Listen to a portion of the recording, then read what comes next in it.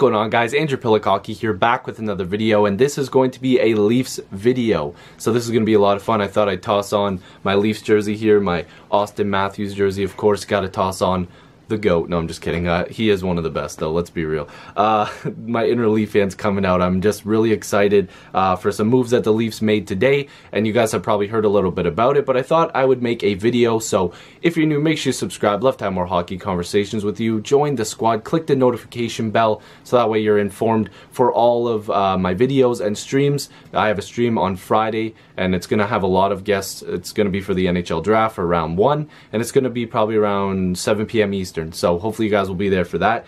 But let's just talk about the first one. I have my phone here with me because I'm going to read the Chris Johnston tweet that came out. I'll pop it up on the screen for you guys. So Carrick signed a deal with the Toronto Maple Leafs today.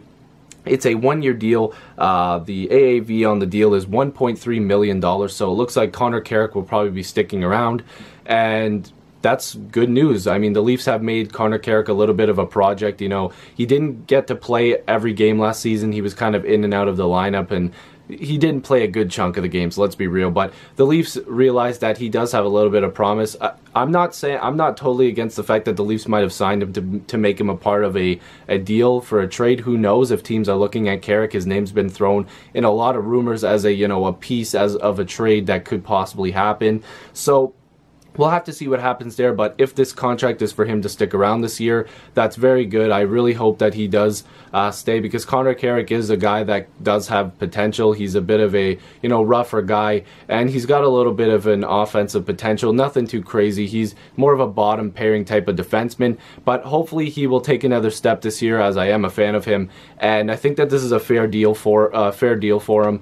And again, depth on the blue line is always good. He's a right-handed shot, so maybe he takes another step this year, and that's really what I hope. The next one is something I want to talk about a little bit more because it is another goaltender that's sticking with the Leafs. Calvin Pickard signed a 1-year deal for $800,000 with the Toronto Maple Leafs. Now, I'm going to pull up another tweet right now that Chris Johnston also tweeted out, which it was the first thing I thought of immediately.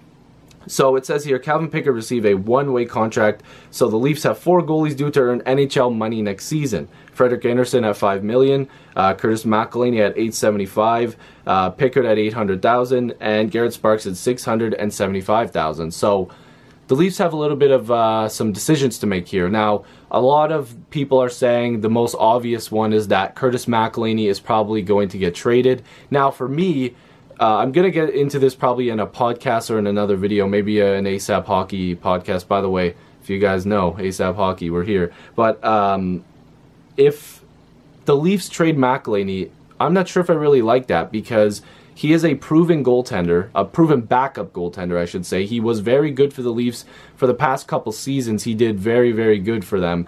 And if we just toss Sparks up, and I know Sparks had one of the better goaltending performances in the AHL for the past decade or something like that. So it's tempting to want Sparks to come up and be in that backup role.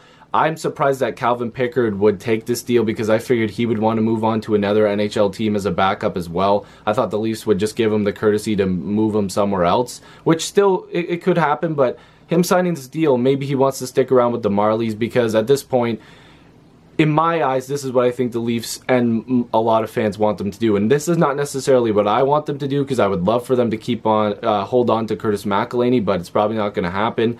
McElhinney's probably going to get dealt. Frederik Andersen's going to start, of course. Garrett Sparks is the backup. Then you're probably going to have Pickard as the starter for the Marlies, and a guy that you can call up with, injuries happening. And Kasimir Kaskisuo, if that's how you say it, or Kaskisuo. I know I've heard people call him 2 different names, but he'll probably be the backup of the Marlies if that happens. So I really would like to hold on to McElhinney, but those are the 2 signings that happen. Again, I'll get into it more if more Leaf news comes out. I'll make sure to make a video for you guys, but hopefully you guys like this video. If you're new, make sure to subscribe. Love to have more hockey conversations with you. Join the squad, and click that notification bell, like I said, because there's a stream coming up on Friday. So thank you guys for watching. I'll see you in the next video or stream. Peace.